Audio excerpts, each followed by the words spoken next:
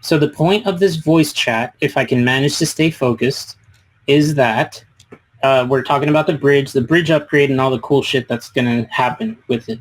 So I'm literally going to go back here to my message that I had pinned last night, so that I can kind of cover all the bits and pieces that I've mentioned. So the contracts, yes, they're all already deployed on Ethereum and Binance Smart Chain. They're working. It's fantastic. The new relayer is fucking awesome. I'm like super excited to use it. The current relayer is not bad, but it's not as flexible. I mean, I suppose if we were only just bridging RBX to BSC and back, then it's sufficient. But not for what I want to do. And what I want to do is bridge multiple tokens across multiple chains, and not just ERC20 tokens, but also NFTs, because I think that that's something that's really missing right now. I still haven't seen a successful, and correct me if I'm wrong, but a successful NFT bridge out there. And I get it, right? Like, there's an issue with that because NFTs, like, okay, you release an NFT on Ethereum or Binance, right? And like the value of that NFT in people's mind, it's like, well, the NFT lives in Ethereum. How can you just bridge that? Like, from a technical perspective, there's issues, right? Like the contract has to be pointing to the correct images or whatever media is part of the NFT, etc.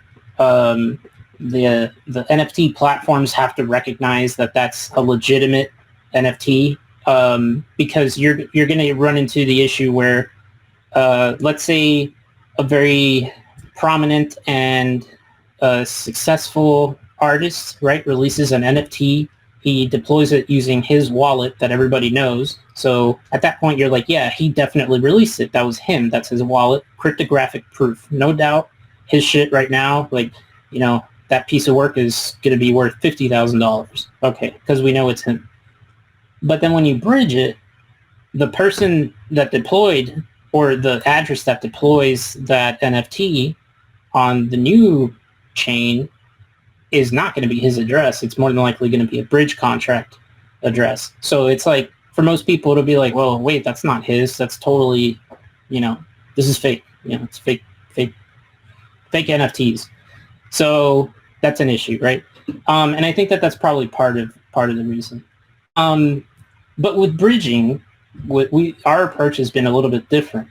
So for those that were here when we first opened up Rocket Bunny on Binance Smart Chain under Pocket Bomb, P-Bomb Gang, you know, we managed to keep the same contract address, but if you wanted to swap your Rocket Bunny for Pocket Bomb, it was a convoluted process. You had to go to Burger Swap. They were the only ones at that time that had at least a relatively reliable bridge to Binance for ERC20 tokens, which is what Bunny was. And the way that it worked was you had to wrap Rocket Bunny, and then you bridged over the wrapped Rocket Bunny token, and then you could swap the wrapped Rocket Bunny token for Pocket Bomb, and that's how you got Pocket Bomb. So it's like, well, obviously that was not a fun process, and despite all that, it, you know, the bridging, or the fact that things would bridge, and also because we released things equally on both sides, it actually managed to maintain the price relatively close. So forget that part for a second, right? For any token that is on Ethereum and they wanted to bridge to Binance Smart Chain, what ends up happening is that, let's say it's a brand new token, right? It's a permissionless bridge. So they take token X, they bridge it through Burger Swap. What Burger Swap does is that it deploys a standard ERC20 token with none of the features that token X has. So like if token X has reflections, automatic liquidity, all that stuff is gone, because essentially what gets deployed on the new blockchain, the destination chain, it's almost like a chit, right? It's like a receipt token that you can use in order to claim the real token on the origin chain. So from a financial perspective, I suppose it's the same thing, right? It's kind of like trading paper, right? Like by paper, I mean like money market funds. They basically trade in very low risk receivables that earn tiny little bits of interest, and they're essentially as good as cash, right? So I guess that's kind of what that ends up being. But in crypto, that's not good enough, especially because the cash, or the value token that you're trading or moving around isn't, it has extra features, whatever. So what we did with Dinger, for example, we didn't do it in that same fashion. We literally deployed the same functionality. Everything is the same on Binance Smart Chain. The Binance Smart Chain version of Dinger works exactly the same as the Ethereum version of Dinger. And then those are then placed in the bridge vault, and when somebody bridges, it doles out the proper amount of tokens. So at that point, you're not just getting a receipt for those tokens. It's like you're getting the actual token. You're just getting it on Binance. And that's a much better situation because you're maintaining that, there's a word I'm looking for, but that,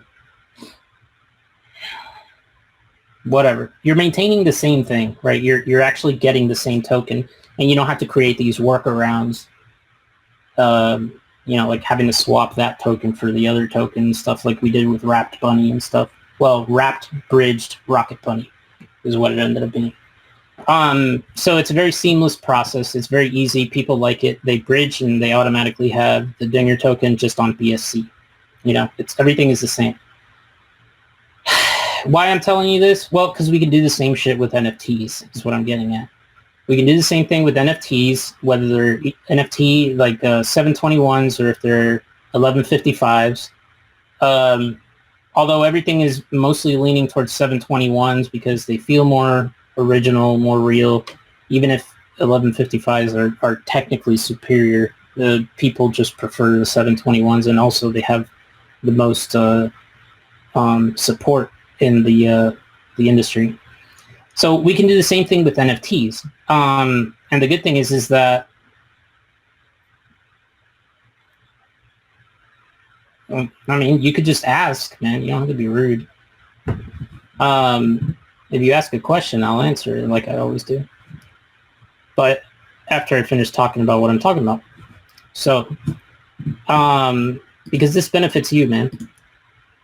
So with the NFTs, we can do the same thing.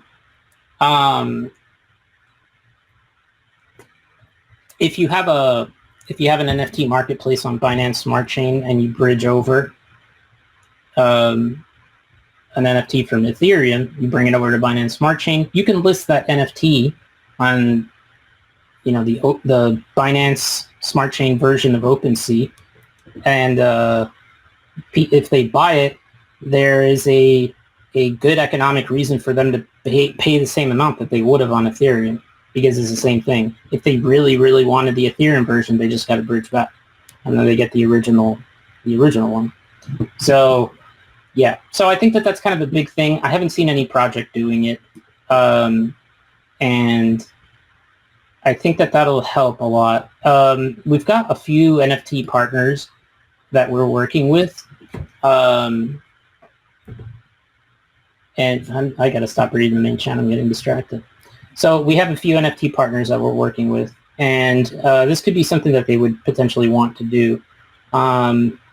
They trust the the products that we have, the services. They trust my ability to help them, which is also a good thing. Guys, be nice. Be nice. It's okay. So I think that this is, it happens just like with Dinger. Like as soon as we released the Dinger bridge, I mean, my DMs were just full of people asking, hey, can we bridge? And like so far, I mean, we're in talks with quite a few projects.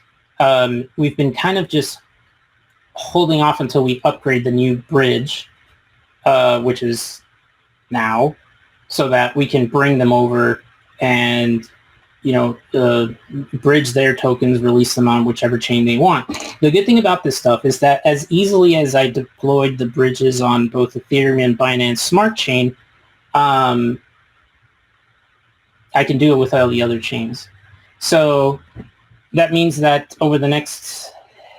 Okay, I actually don't want to promise this because we have so much shit that we're releasing in the next week or two that it might be added stress to actually deploy or release RBX on AVAX or Matic. Matic's been pretty much hopping as far as volume. It's kind of like a laggard overall between the different chains. AVAX is really taking off, and the amount of volume that they're generating is pretty insane, 24 hours. So it's pretty good. That's probably going to be our next chain that we release, and bridging. And the fantastic thing, of course, is you can bridge from Ether to Binance, and if you're on Binance, you can bridge directly to AVAX. You don't have to go to Ether first to bridge to AVAX. And then the same thing, AVAX, you can go straight to Binance or Ether, wherever the hell you want.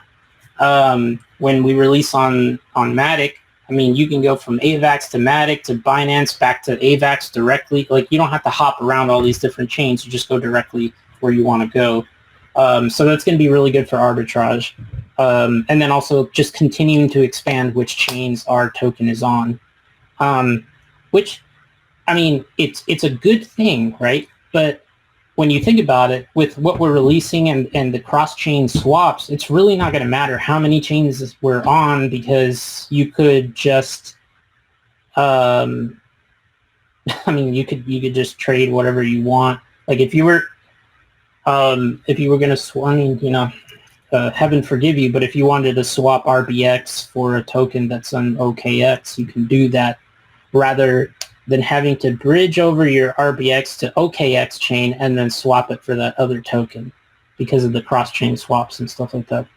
But whatever. The point is that we're going to be there, and there's people that are on all these other chains that would rather not be on the other chains, right? So you've got people that only do Binance. You got people that only do AVAX, only do Matic. They only do OKX, KuCoin change, only Kronos. There's a ton of people that are going into Kronos right now that don't use any of these other chains. They don't even touch Ethereum, specifically because of the transaction fees.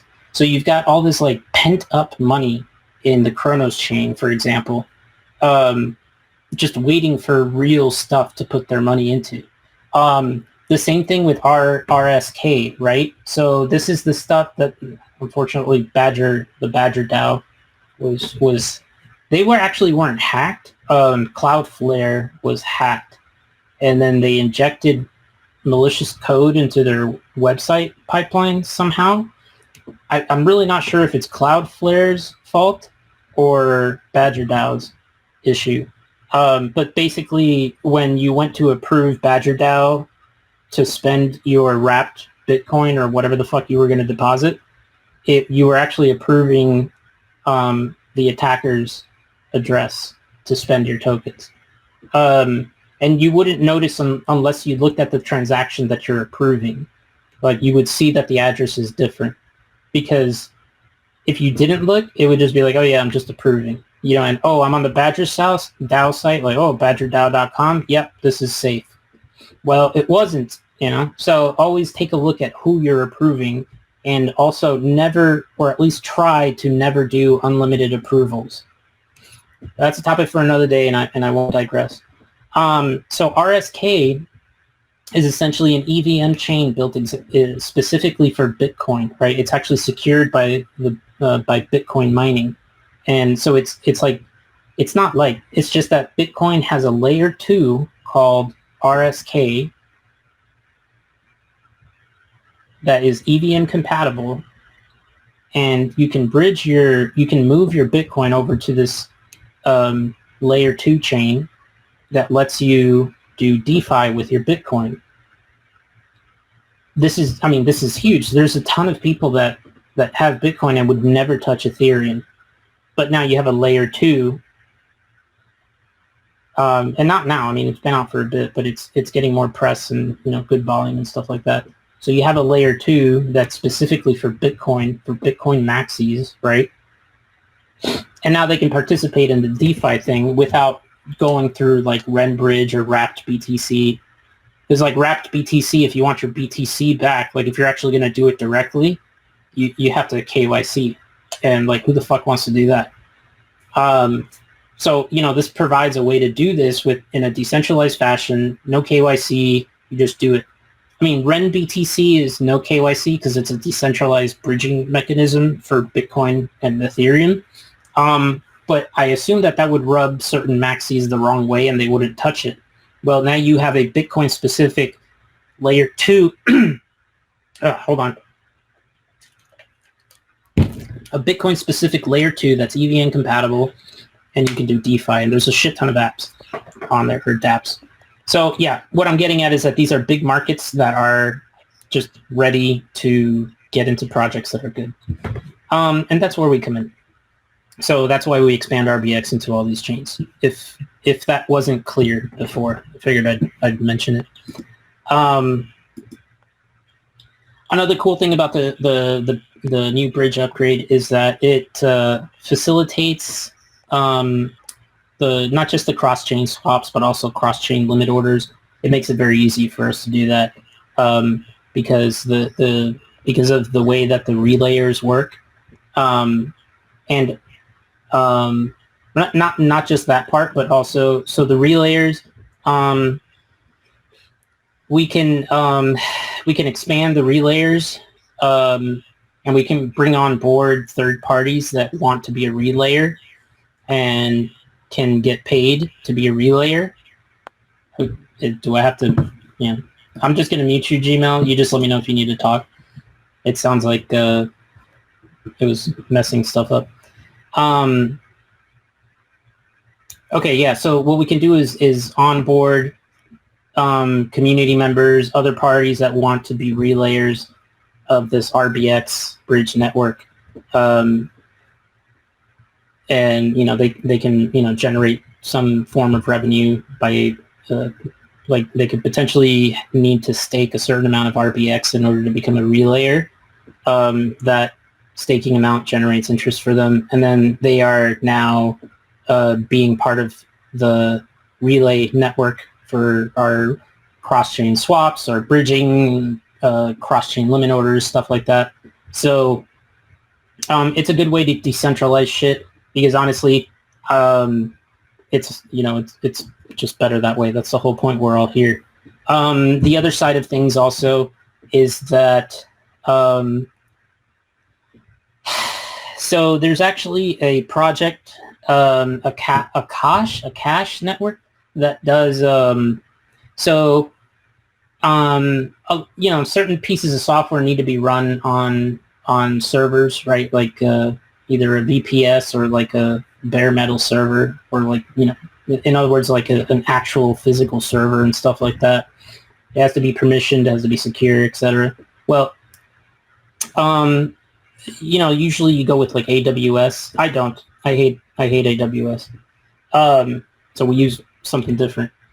But the problem with AWS is that they cover 70-80% of the VPS market. Like pretty much any service that you use, like Netflix, Hulu, I think even Infura uses it. I don't know. Don't quote me on that one. I feel like I'm just bashing them for no reason. But literally everything runs off AWS.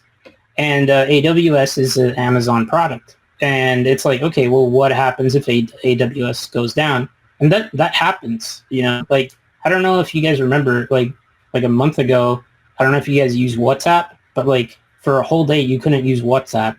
And the reason, well, it was because the AWS servers were down. It's also happened with like Netflix. Like, you can't get on there and you're like, man, you know, Comcast sucks balls. And it's like, well, no, it's not Comcast. It's just that AWS is down, so you can't get to it. And like when AWS is down, or like a certain region, because it's not just the entire planet that goes down, like there's certain like regional like servers that have gone down for whatever reason. And I feel like they're actually not entirely disclosing the reason, but now that's a topic for another day. And these things are constantly getting attacked and stuff like that. So this is going to continue to happen. Well, a cache network, what they do, it's a decentralized cloud computing platform.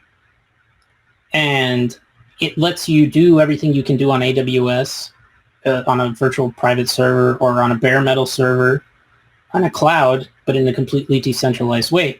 And the capacity that they've had, because they've been around for a while already. Bro, is everybody coming in here to fucking FUD? Like, just listen to the voice chat. Give me a break. You rebrand these nuts. So what we're doing, so with this a cache network, it's decentralized cloud computing, and there is no central point of failure. So you can run all of these different servers. It's in a completely decentralized way. You don't have to worry about it, because right now there's like 100,000 people being part of this, right? Just like IPFS, like your NFTs, they're not on Ethereum. Like, the actual images are on the IPFS network. And the reason that works is because there's hundreds of thousands of people providing computing power, space, and stuff like that on IPFS. It's all completely decentralized. Like, that's where that shit comes from. And anytime you go to look and find something and you click on an IPFS link, as long as you have like a proper gateway, it's always going to be there. Just like anytime you want to look something up on Ethereum, it's always there. And why? Well, because you have hundreds of thousands of people all making sure that the network is correct. With AWS, you've got a company. You've got Jeff Bezos, and Jeff Bezos nuts that day that he makes the decision. He wants to reduce capacity to save money. You know, that's a fucking problem, you know? So screw that shit. So we're definitely going to go that route. But for right now, it's like, yeah, I can't really control it. They've put me on medicine. It just makes things worse. I just stick to caffeine and whiskey. So we're going to go that route just to make, the whole system really robust. It is robust right now, but like, I just can't help stay up at night or just think about these different reasons or different ways that things can go wrong, right? And like, my biggest fear is that all this shit like shuts down for like 30 minutes, and for 30 minutes I've got John having to do tech support and tell people, hey, just wait, the servers are down. It's like, what do you mean the servers? This is crypto. And yeah, that's going to be a pain. So yes, we're going to go that direction. We're also going to get other people to do relaying. Let me move on here, because now I think I'm just going down a rabbit hole.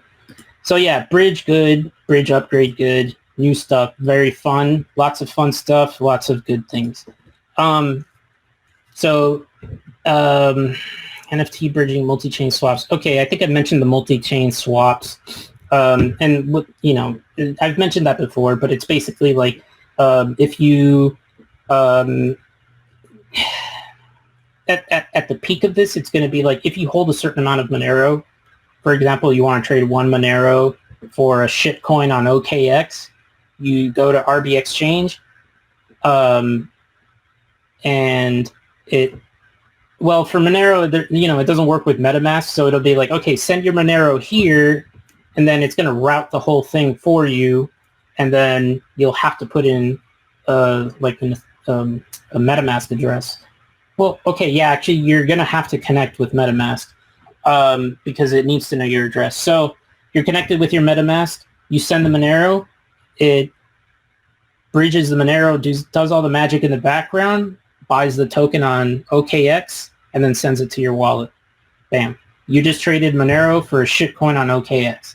I mean, should you question your life choices as to why you did that? Probably. But the fact is that you can do it, and that's really what matters to me, that you have the choice to do questionable life choices like that. And I think most people want the ability to do stuff like that. So that's going to be really fun. Cross-chain limit orders, it's the same thing. It's not going to be able to work with Monero. I can't do that. There's really no way for me to do that unless you bridge the Monero first. So like you're not going to be able to set up a limit order.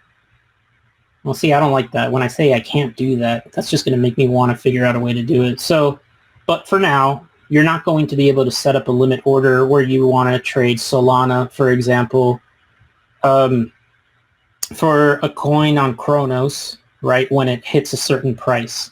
You're not going to be able to do that. But what you can do is that if you have assets on any of the currently 14 different chains that you can trade on, you'll be able to create a limit order, and it'll just happen. You know, you just approve the limit order router, and then it handles everything. It's all good. So that's going to be really fun. The good thing is that you can do that cross-chain as well. So like if you want to, you know, you hate RBX and you're like, man, fuck RBX, I'm going to totally buy Kronos DAO, you know, as soon as it hits 85 cents a token. Right now it's $1.50, but I know it's going to drop down to 85 cents a token. You can put in a limit order to swap RBX for Kronos DAO. I don't even know if that's a real project. I assume somebody's going to release that and whatever. So you say, okay, I want to swap my RBX for Kronos DAO when it hits 85 cents, and I want this to I want this to be valid for the next 7 days. So over the next 7 days, if it drops to 85 cents, swap my RBX for Kronos DAO tokens, which is on the Kronos blockchain. But RBX, let's say it was on Binance Smart Chain or on the Ethereum Smart Chain. Well, not a problem. We got you covered. It'll be fine. Just make sure you keep the tokens in your wallet because it's non-custodial. So like when that price drops, those tokens are coming out because they need to get swapped. And if they're not there, you're going to lose your trade. But that's a good thing actually because that maintains control over your funds. So that's going to be really fun. Another thing I wanted to mention is the Launchpad stuff, because I think right now, let's see, I started this chat actually on time at 10 o'clock, and then I bullshitted for the first 15 minutes, and it's going to be almost 12 o'clock. So there was nobody here to rein me in or tell me to stop, so that's why it just kept going. So the Launchpad stuff, I actually posted a video in the main chat that covered, or that was showing the current progress of the Launchpad, and some people were excited and stuff like that, and I'm glad, and I think that the people that understand like what the reason for this Launchpad is, I think that they get it and stuff like that. But I do think that a lot of people will see that video and say, oh great, another fucking Launchpad. And I agree. Like, the last thing we need is another goddamn Launchpad, right? Like, everybody and their mother has a Launchpad. Actually, that's not true. Everybody and their mother is promising a Launchpad, but only a handful of people actually have a working Launchpad that is actually good and that you can actually use, right? It's kind of like those, there's a few dApps out there that promise cross-chain swaps, and you go to use them and they are confusing beyond belief. And I'm saying that as a developer where I've gone to try to use them because I'm like, well, fuck it. Maybe I should bridge my shit in a decentralized way because, at the end of the day, I should eat my own sauce if that's what I'm going to do. Or if this is what I'm selling. Oh shit. I got an emergency. Give me a second, guys. Hold on a second. Okay. I'm really sorry about that, guys. Oh, thank God. I had a legit emergency, and it's solved now. Everything is good. Okay. Let me. Where the hell was I? Oh yeah, the cross-chain limit orders.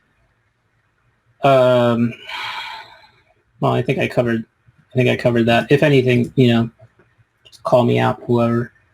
Oh, Launchpad. Not Launchpad McQuack. We're talking about the RBX Launchpad. Although Launchpad McQuack is pretty cool. I really liked him when I was a kid because it always reminded me of lunch. When I was a kid, lunch always reminded me of like grilled cheese sandwiches. Probably because that's what they would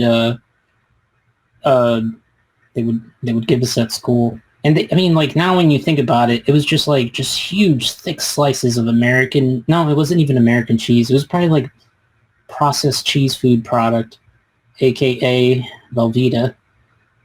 But it was fucking good. Oh man, or the fried chicken. It was just like the shittiest fried chicken. I mean, they must have gotten. It was like, it's like, I just assumed at that point in time that they raised chickens in these huge barrels, and then so the rich people would get the chickens at the top that didn't have crushed bones, and then like everybody else got like mid-level chickens from the big barrel, and then like the school system got the ones all the way at the bottom with their legs like broken in 3 places and stuff like that. But I don't know, maybe it's something about the pain of having broken limbs and then having those limbs deep fried, and then, actually battered first, and then fried, that made it just so much more delicious. And I really felt bad for those people that got the top level chickens. So anyway, the Launchpad. So the cool thing about the Launchpad, yes, I did make everybody wait 10 minutes. I am sorry. I'll make it up. So, and this is gonna like nice and gently go into like the finale here, which is something that might be nice. So the whole deal with the Launchpad is that it wasn't ever about the Launchpad, right? That's yeah. So everybody and their mom has a Launchpad or is promising one. We've got, we're going to release one, and it's going to work similar to other Launchpads. There's only so much you can innovate other than like the way that the sale happens. Oh yeah, I guess that is something that's pretty cool. So, and this isn't my idea. I completely took it from another project, and just because it makes sense. Just like everybody saw what Uniswap released and said, God damn, that automated market maker model really works. Like, it's the reason why I give Uniswap version 3 so much shit, because they tried to improve a product that did not require improvements. Like, it just worked. And it still continues to work because all the new automated market makers still use either the same code because it's open source, or a very similar mechanisms, maybe with slight tweaks. I hear some of them out there created some form of like a leveraged liquidity deployment. I don't know. Who knows what that's all about. But it's a model that works, like from a math perspective, from a user endpoint, like it just makes sense, right? So why change? Why try to fix something that's not broken? So the typical pre-sale model, the issue there is that, okay, so you try to put in limits, right? So you say, okay, well, the minimum is, you can, like, the minimum token purchases is going to be 1, right? So we're gonna sell 100. Okay, let's go higher. We're gonna sell 10,000 tokens. There's a total of 20,000 tokens. We're gonna sell in the pre-sale 10,000 tokens, so half the supply. We're going to sell it off, and the minimum purchase is 1 token. And then they're like, well, in order to make sure that everybody gets a fair shot at this, we're going to, like, you can only buy a maximum of 15 tokens, right? So, like, all right, maximum 15 tokens. So, like, from a superficial standpoint, you look at that and you're like, okay, yeah, that makes sense, you know? Like, it gives everybody a chance to buy that. Well, the thing with crypto is that a person is different from a wallet address. So there are persons that have multiple wallet addresses, whether by chance, by use, or from a deliberate standpoint. So you have these pre-sales where there's a maximum that you can purchase. There's a hard cap as to how much they're going to raise. And then, so that, those are the parameters. And then somebody can write code to generate 100 wallets and then purchase the maximum amount with each one of those wallets, because that's the only thing that the code knows, right? The only way it can determine, any sort of difference between all the people buying is the wallet address. And they say, okay, fine, yeah, you get 15 tokens, you get 15 tokens. But now they have 100 wallet addresses. So now they have 1,500 tokens. So now you have somebody that bought 1,500 tokens out of the total 10,000 tokens. Is that what I was saying? 10,000 out of 20,000? Yeah. So, I mean, that's a big chunk of supply. So now they control a huge amount of the supply. That's a problem. There's also the issue where there's a set amount of tokens that get sold, and if there's no limits, or if it's a very popular pre-sale, the pre-sale sells out within a matter of minutes. That actually happened with MXS. I believe that they sold out in 4 minutes, or was it that they raised 4 million in a certain amount of time? The point is that if somebody wants to chime in on that, they sold out their pre-sale within a matter of minutes, right? And that's great. But the problem is like the person that wasn't right there on the trigger finger isn't able to get into the pre-sale.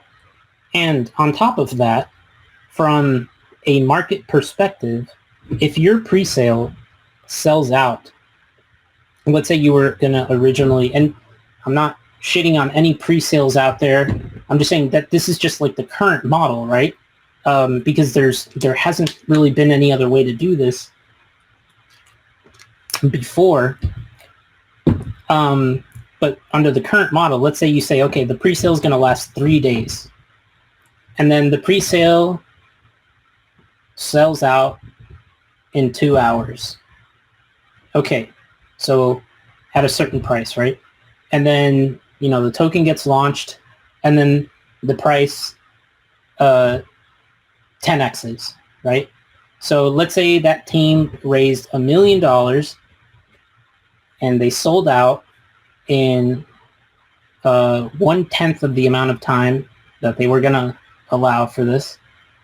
And then as soon as it gets released, the price of that token goes up 10x, which is what, 10,000%?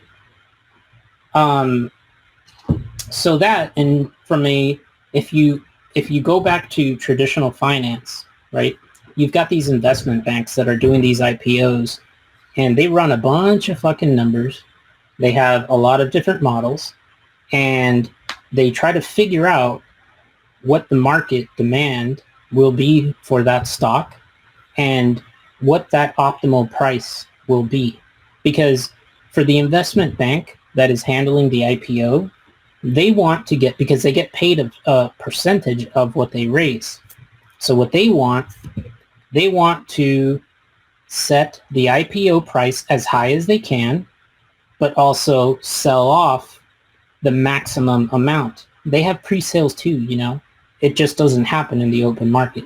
So they want, like in an ideal world, the investment bank is going to sell off their, quote, pre-sales, right? They're going to sell it out completely. And let's say they decided to sell that stock at $80. And then as soon as they release that, as soon as that token, or I'm sorry, that stock goes live on the NASDAQ or wherever, and they sold it all at, I'm sorry, the listing price will be at 80, right? So then they pre-sale it at like 50 or 60. They want that price to, obviously they want that price to go up because it makes the people that they just sold that stock to very happy. But at the same time, if they list the stock at $80 and then within 15 minutes that stock goes up to $250, those investment bankers are going to sit there, look at each other and say, fuck, we just left more than 3x money on the table. Like, we could have made 3 times as much more money if we priced this correctly. So what they want, they want the price to go up, but they want it to go up in a normal stock market fashion. They want it to go up 10% in a day, 20% in a day. That's what they want. Because then that 10, 20%, that is a digestible number where both the people that bought in early say, okay, this is good. People aren't just dumping this. And then the people that now have access to it, meaning the general public that has been banned essentially from participating in these stock offerings by the federal government, at least in the United States, because you can't do it unless you're a millionaire. Look that shit up. It's one of the main reasons why crypto's popping. So these people, the general public, can't get in on that. They can still buy on the open and then make 10, 20%. And that's a good fucking day in the stock market, right? Okay, so let's go back to crypto here for a second. So you do a pre-sale, you sell out within 15 minutes, even though you were going to open it up for 3 days. And then as soon as you launch the token, it just skyrockets and does a 50x. That's a fucking problem, because that project left a shit ton of money on the table. Like, yeah, we want everybody to make money, but at the end of the day, that project is selling a piece of their soul in order to make sure that that project lives on and has the financial backing to help that idea lift off and then have enough momentum to continue by itself, create revenue, ideally, right? I mean, I guess not every fucking token cares about revenue and stuff like that. But the whole point of this is we're going to raise a bunch of money so that it helps us develop this product so that when we release a product, we make a bunch of money, feeds back into the system, and then the token just keeps going. And then in a perfect world, even over 100 years, the token overall just continues to rise because it's creating a lot of revenue and it's creating just a lot of economic incentives. It's creating a product that people want, and then that's why the price continues to rise. But if you have a situation where you sold out in 3 minutes and then the token price goes up 50x, it means that you just left 49x on the table, and you could have gotten way more money for all those tokens you sold. So the project that sold those tokens just got fucked, right? But that's essentially what it is. They left, there's other people making that money. And I know a lot of people here, probably in this voice chat, make a good portion of their money in that way. But at the same time, it's detrimental for the project and the system in general.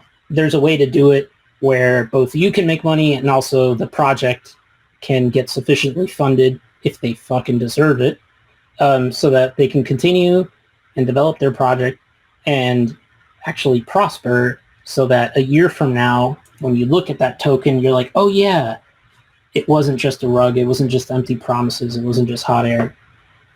Okay, so that was a huge introduction to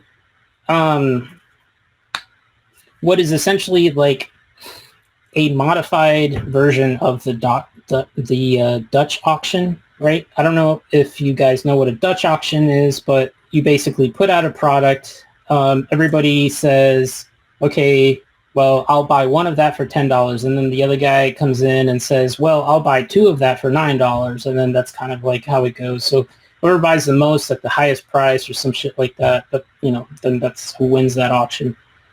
Tell us more about your nuts. No, maybe some other day. Maybe I'll post a picture one day. All right. So the one of the options, because you can still do a standard auction, a standard pre-sale, normal stuff, you have a preset price, you put in 1 ether, you're going to get 100 of this token. That's it. Everybody gets the same amount. But what if you could create a pre-sale where you start the price at, you say, okay, well, 1 ether is going to get you 50 tokens. So the first person that buys in, they're going to get that 50 tokens for 1 ether. But if over time, not a lot of people buy in because they're like, I don't know, man, 50 tokens for an ether, that's a little much. Then the price automatically kind of starts like moving down. It's like, okay, well, how about 75 tokens for 1 ether? Okay, you get a few more people. Okay, well, not enough. All right, well, how about 100 tokens for 1 ether? All right, then you start getting some volume, right? And you're like, okay, well, what about 125? It's like, all right, well, the volume just shot up too much, right? Okay, so let's adjust the price. It looks like 100 tokens for 1 ether. That's the sweet spot, and that's kind of like where it stays. And so the rest of the pre-sale then continues at 100 tokens per ether. And that's going to continue as long as people keep buying at that price. So then the same mechanic happens, right? But then if too many people start saying, oh yeah, I would totally give you 1 ether for 100 tokens, right? Then the price starts adjusting. It's like, well, okay, we're going to start doing 95 tokens for 1 ether. Maybe 90 if it keeps going, right? There's too much demand. So it's essentially a market-based pre-sale, which is great because it creates this situation where you can promote price discovery. And price discovery is when you, let me backtrack here. When you're buying tokens, any of these tokens, buying, selling, and stuff like that, it's just a continuous auction of price discovery. People are buying and selling continuously in order to figure out what the fair price of that specific token is. That's why the price moves. Because ultimately it just, like, it finds an equilibrium where half of the people say, I'm going to sell, and the other half of the people say, I'm going to buy, and it's all the same amount, and that's when that price is just, that's when you get that crabbing effect. That's because the price has reached equilibrium, right? So it sucks for traders, but that's exactly what you want from a price perspective. That means that the market has decided what the price of that token is. So that might not be good for trading, but it's really good for pre-sale, and that's kind of what you want. You want a nice straight line, more or less, in order to maximize the amount of money that you can raise and also maximize the amount of money that that people put in and also feel that it is fair. Okay, that was a long-ass explanation. So it's essentially a market-based pre-sale approach. And what that does is that it lets people put a starting price, but then the market ends up deciding what it's actually worth, right? So if some shitty meme coin decides to launch on our launch pad, they want to go with the market-based approach, and it turns out that people are just done with shitty meme coins, they're not going to raise as much money because they're going to have to sell more tokens for that price. So that's bad for them, and it's actually good for the market overall because it means that that shitty meme coin isn't going to get the money that they would have originally gotten, potentially. Now, if a good project comes along and says, okay, we'll do that, they go with the market-based approach, and they say, well, we really don't think we as a company are worth more than $1 million market cap. But then the market says, no, fuck you, you're worth $100 million. So then people start buying into that pre-sale, and then they raise a lot more money than they thought. Well, that's really good for the project because they're like, holy shit, I didn't realize people liked us that much. We didn't think that people wanted this. Okay, so then the pre-sale finishes, they get a shit ton more money, the price, the token gets released. It still continues going because there's still going to be people that didn't buy into the pre-sale, and then everything is actually like a nice, soft, gentle way of releasing a token at the correct price. And personally, I think that is a better way of doing pre-sales versus just what we've currently been doing, because it uses the market, because the only way to find information, variable information, right, specifically pricing information, the only way to find an accurate price is to use a market. because that's just the only way to do it. How the fuck are you going to know what other people want to pay for if they don't have if you don't have a situation where people can tell you? And that's what a market does. All right. Before I keep going into like market philosophy and shit like that, that's just generally what the Launchpad is going to be. So that's like the main difference. From a mechanics perspective, the other difference is that we're going to make it very easy for other projects to also launch their own Launchpads, right? So they can go ahead and sign up to use to deploy their own Launchpad, like their own RBX Launchpad. It'll be branded in their projects. They're going to have to pay an upfront fee because there's setup costs, but at the same time, that setup cost is subsidized by the fact that any pre-sale that project manages to sign up and complete, we still get a percentage of the money that's raised and the tokens that are raised and the liquidity that is raised. So now we create a situation where, let's say we have 100 projects all using the RBX Launchpad, right? That RBX Launchpad deployment. And, maybe they're not that successful. Maybe they're only putting out 10 projects per month, right? Only 10 projects are signing up to use their Launchpad per month. But we have 100, so that's 1,000 wait, 10 times 100? Yeah, that's 1,000 projects. So we've got 1,000 projects launching every month across our network of people that have signed up to use our Launchpad. And then on top of that, we have our Launchpad that is generating revenue, right? So they're happy because they're making money. We're happy because we're making money. And then the projects that are listing are happy because they're raising the money. And then the people that are buying are happy because they're buying a pre-sale and are able to make money. So it's kind of like a win-win-win-win. And we expect that that's going to be pretty popular. The reason that I think that it's going to be very popular is because just right now, only with our bridge, we've had so much interest in other projects wanting to expand across other chains, and they're coming to us and they say, wow, we see that bridge worked really well. Can you do that for us? You guys know about the DEX widget already. We've been kind of like figuring out how to price that, but I think it's going to be leaning more towards we'll give it away for free in order to maximize how many people. Well, okay, so it's going to be given away for free at a base level, right? So like 0 customizations, like here's the code, put it on your website. That's free, right? But when there's going to be options for more customization, that's going to cost a little bit more. But the thing is that each of these widgets that gets put out there, it generates volume for the RBX exchange, which generates trading fees for us. And the way that that's happening is because already right now we have like 500 people every day on our DApp that are trading, right? So they use our DApp exclusively. And then those 500 people, those are new people every day just coming over to us and saying, holy shit, this shit works so much better, especially with PancakeSwap. I'm sure you guys have all tried to use PancakeSwap. They're like, fuck that. It takes forever. I've legit tried to use it myself, and it's like, yeah, no, RBX is like, our exchange is way better. So, we have this huge network effect where a lot of people are then seeing the widget, and then at the bottom it's powered by RBX, and they're like, whoa, hold on a second. Like this trading works so well. Who the fuck is RBX, right? So it creates a really good name for us and all that stuff. And at the same time, we generate trading fees.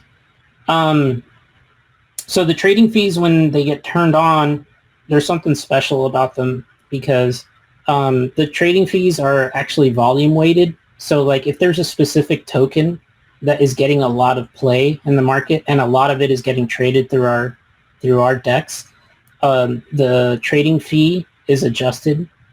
And by that, I mean the more volume, the higher the trading fee. And that sounds counterintuitive. But what it does is that it takes advantage of the fact, I guess it sounds kind of fucked up, but it's just the price that you pay for the speed and the features, right? So like if just a ton of people are wanting to get into a specific token and wanting to buy it, the trading fees just start ticking up a little bit. And there's a max. There's like a max fee. There's a hard cap, like a ceiling, because we also don't want to be unfair to people. But at the same time, if there's a lot of people that are enjoying the benefits of the RBX DEX and are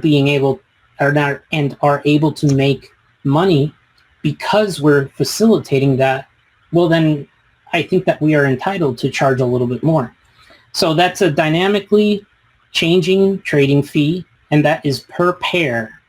That's not just in general. So like if there's a token that's not getting a lot of volume, but there's another token that is getting a lot of volume, well, that the high volume one is, would get charged a slightly higher fee just because it's much more popular than the lower volume one. So it stays very fair. But the good thing about that is that the fee is capped at such a point that it's still going to be cheaper to trade on RBX versus going directly with Uniswap or PancakeSwap. I'm not fucking stupid. Like, if people go on our DEX and they see that they're going to get 2 tokens less on RBX versus Uniswap, they're going to go to Uniswap. Like, I would probably do the same thing. So it's just it's a small, we're talking about like 0.01% or 0.005% trading fee. So it's very minimal, but it generates revenue, especially when you start getting into the higher levels, and also when you start adjusting the fee based off of volume. So that's going to be really fun. And I don't think anybody's going to really give a shit, because even at the highest fee, it'll still be cheaper to trade with us versus any of the other DEXs. And yeah, I think I already said all that shit. So other features with the Launchpad, if you guys have read some of the stuff that I've put out, there's like automatic vesting. One of the problems with pre-sales is that you get a bunch of people buying in at a 30-40% discount. They get all their tokens. As soon as the price goes up 10x, they dump their tokens. That's a fucking problem. So a project can choose to automatically vest all the tokens for the people that bought in, which creates a nice smooth curve for the price. You're still going to get bots and stuff like that, but we could probably fix that with some like blacklisting or bot protection and stuff like that. But in general, like, I get why people get into these pre-sales. A lot of them get in because they know it's going to 10x so that they can dump. That's great. If that's how you make your money, whatever, man. I'm a fucking capitalist. I don't give a shit. But I think that overall for the market, for the space in general, it's probably better, especially as we get all these, normies coming in, that their first experience is just getting dumped on a 10x or something like that. They're going to be jaded and probably not continue. So I'm just saying, for the greater good, it might be better to have a nice, softer price with still the amount of volatility that crypto provides, but just so that it feels more fair.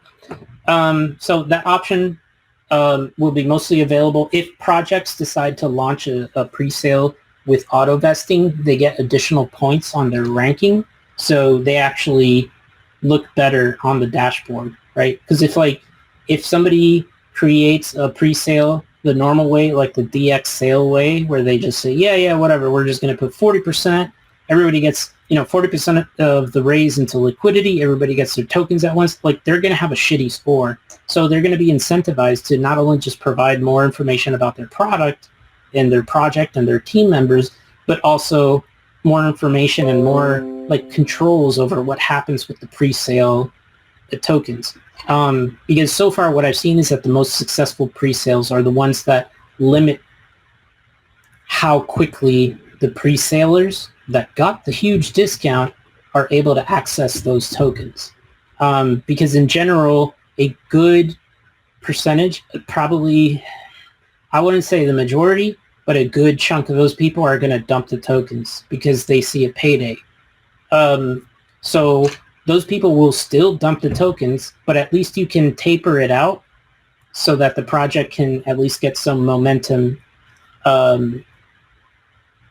before those people dump. So those sorts of things are going to benefit projects that decide to launch through these launch pads. That's going to be across the entire network of people or launch pads that are going to be RBX launch pads. And all of that stuff is going to generate a shit ton of revenue, which is great. Which brings me to my next point and my final point, and I think that's it because it's fucking 12:30 and I realize I've been talking shit for like 2.5 hours, minus 10 minutes. So it has been brought to my attention that a lot of people don't understand, or it's not been made clear how all of these different products and releases actually benefit RBX holders. I always thought it was a given. If RBX's products are doing well, so will the token. But it sounds like it's not clear. So we're working on a one-page document. And by one page, I mean it's not just going to be Sycore writing this Medium article, going on and on about the technical details about shit. We've got our best men, Nin and Biz, our graphics guys, and also our best people on the RBX Samurai side helping us with this, because I am terrible. So I give them the information and they will generate the image. So let me get you guys an example of what something like this would look like. It was something I actually sent Nin, and I said, man, if we could break it down into something like this would be fucking great. So you guys remember seeing this shit in school, right? The carbon cycle. Yeah, Nin is a graphics god. I love that boy. I'm so glad he's my son. Me and Dave, we had Nin a while ago, and we loved him. I remember when he was born, he was just so full of hate, and then we gave him a graphics tablet, and then he just took right to it. Okay, now you guys know I'm talking shit. All right, so take a look at the carbon cycle image. Like, that's the kind of shit that you saw in school. Like, you saw this stuff when you were a kid, and you're like, yeah, that fucking makes sense. There's cows, they fart, it goes into the clouds, it comes down, a factory turns it into trees, and then it goes back to the cow, and everything is fine. At least that's what I got out of it. So that sort of stuff, it doesn't matter if you get the proper information. The fact is that you see how the whole thing works and where it goes, right? Like, yeah, I mean, it's going to be sad that people don't understand why it works or how it works, but they're going to see it and be like, oh yeah, it actually works. So we're going to put together a diagram, a one-pager like that, and it's going to have a little bit of extra details explaining how all of these different products, how all of this volume, all of this product usage and people just going to RBX and using our shit, like how it affects RBX. And the main reason being is that you'll be able, you are able to stake RBX in order to receive a portion of the revenue that gets generated from all of this shit. So like when I'm saying like, yeah, we're going to have a launch pad, we're going to launch 1,000 projects, like completely automatically. Somebody else is going to have to deal with all this shit. So 1,000 projects a month, and we're going to charge them all 2%. And all these projects are going to be at a minimum of a 1 million market cap, right? So do the math. That's like at least $100, right? At least. So that $100 is just going to get distributed to everybody that's staking RBX. Yeah. I mean, like, I don't know how much more simple it's going to be. To me, I guess it was obvious.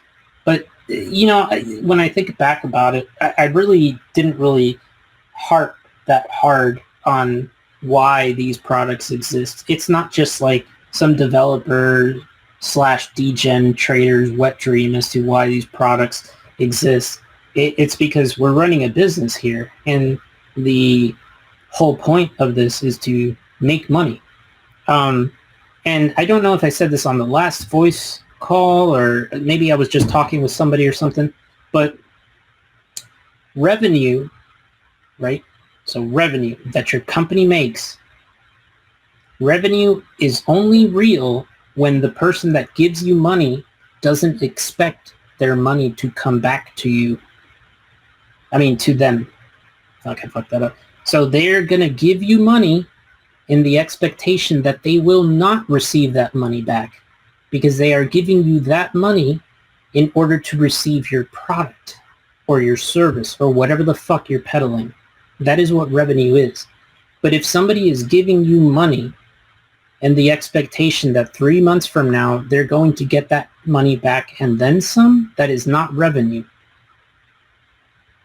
So our whole goal here is to create a situation where people want to give us money and they don't expect us to give it back. And I feel so dumb saying this because it sounds so stupid.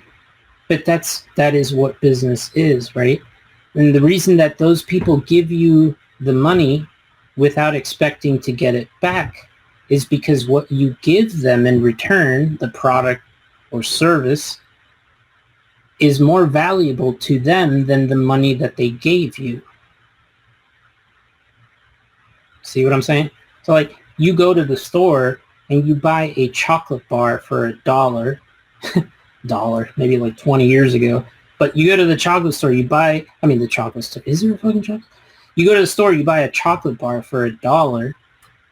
You get that chocolate bar. Back in my day, yeah. So that now you get that chocolate bar. You gave up your $1, right? Which you earned. You earned that $1 working minimum wage for $2.50, right? That's the minimum wage, guys. So you spent a little over half an hour, or maybe a little under half an hour, I don't know, moving a lever, right, in this like giant factory machine. So you move that lever for 30 minutes, and then the manager gave you 30 cents. 50 cents, right? 30 minutes. Okay, whatever, 75 cents. I don't know. Math is hard. So he gives you that money, and you're like, you know what? I know I spent 30 minutes pulling that lever. I want to trade that 30 minutes for a chocolate bar. You go to the store, you give them that $1. They give you the chocolate bar. You eat the chocolate bar, and yeah, this was totally worth pulling that lever for 30 minutes. And then you go home. You're not going to come back the next day and go back to the chocolate store and be like, hey, bro, where's my fucking $1? No, because you already took the chocolate, you ate it, you enjoyed it, you said this was totally worth it. That's what revenue is. You exchange your money for something that you believe is worth more at that moment in time. So yeah, that's what we're trying to do, man. I don't know. It it feels dumb and obvious, but I think it's important for people to understand the difference. So yeah, we're trying to create revenue, not just increase our price, but generate revenue so that we can keep the money and still be able to sleep at night because we don't steal. I'm like at the end of my rope here. I'm pretty tired. If there's any questions, please shout them out. Let me know. And if there's anything I did not cover, please let me know. But if nobody answers or asks any questions over the next like 30, 45 seconds, I think I'm wrapping this baby up. We had a question earlier about the staking for RBX, and then the other question was, how do they become a relayer for the bridge? Were the two questions. Hey, those are good questions. For the staking, I know I've laxed a little bit on that. It just felt that everybody that was still in RBX or Rocket Bunny / RBX, and now all RBX, they were going to stick around, and I don't know. I believe too much in our holders. The guys that are still around, yes, I getcha. So I want to release the staking. I've only been holding on to it because I've wanted to release the other products that would generate that revenue flow. Because as it stands, as I put it out before we did, the token swap, and when the RBX rebrand was put out there, basically what we were saying is like, okay, we're going to create staking. You're not going to have reflections. You're going to have staking. So you stake your tokens, right? The longer you stake your tokens, the more money you make. Okay. So there's going to be a set, the target yield on that is going to be somewhere between 25 to 75, potentially 100% APR per year. And that's going to be at least for 1 year. So like the first year that APR is subsidized by RBX, right? And the reasoning behind that is like, okay, well, we'll subsidize it for a year so that we can entice a lot of people to buy RBX, hold it, stake it, lock it. They get they get that yield. It's really sexy. It's great. People love it. And then at the end of that year, we're going to be generating so much revenue that we just might be able to maintain that APR, right? But the expectation is that at the end of that year, through other mechanisms with so if anybody's been following the Rocket Knockers thing, you can essentially burn your RBX for a certain amount of ether. It'll be the market. It's the market rate of RBX. If you hold a certain amount of Rocket Knocker NFTs, you actually get bonuses up to 130%. Okay, that same mechanism is still going. It's going to exist. If you don't hold Rocket Knockers, don't worry. There's still an incentive for the people that actually held or actually bought the NFTs. This part, I will be very clear. I have not completely worked it out. And by that, I mean I haven't put down the details in a fucking text file.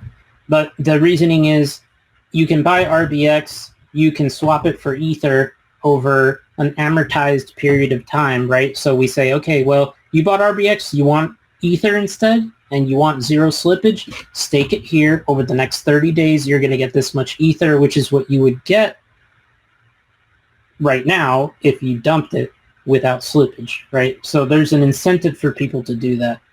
So all these things combine, along with the revenue that we would be generating, which I believe is going to be quite high, just based off of the way that everything has been designed. And then we'll be able to maintain that sort of staking thing. So my example, like my real world example, would be like synthetics. They generally maintain somewhere between a 25 to 50% APR per year. And that, that's pretty good. They have a tiny bit of inflation. I think it's like 3.5 or 5% built in to their token. And that is how they partially subsidize that staking yield. But in general, most of that yield is generated by the volume that they have in their system. So going back to the actual question, the staking is going to be released before the end of the year. Okay, I realize that we're already in December. So my intention is to release at least the initial staking pool so that people can start staking their RBX and start, getting yield off of that. The more complex staking pools where a lot of the yield comes from just general revenue and volume and stuff in the system, those will come after. But there will be a staking pool before the end of the year, which, considering where we are in December, that's not too bad. It's a few weeks from now. So, and as far as the relayer, the relayer side, if you want to become a relayer, just hold tight. Okay, that part has only just recently been put together as to how it's going to happen. What I'm saying is, like, just give me a second. I'm going to put together the details as to what you need in order to become a relayer for this bridge stuff. But I will be honest, and I do want this network of relayers and the cross-chain swaps and all that stuff to be working, rather flawlessly. I'll say flawlessly, but really I just want it to be like out and released, which also should be by the end of this year, worst case scenario. The bridge is already out. We have our Teleswap contract Fuck, I haven't mentioned the teleswap. Okay, whatever. It's the contract that lets you do the limit orders and also the cross-chain swaps. So that's going to be out there soon. And so once we iron that part out, it's going to be very easy to then start onboarding relayers. So sit tight. January is going to be around the time where you're going to be able to do that. And as far as like what the minimum staking that you will need in order to be a relayer, that's going to be predetermined.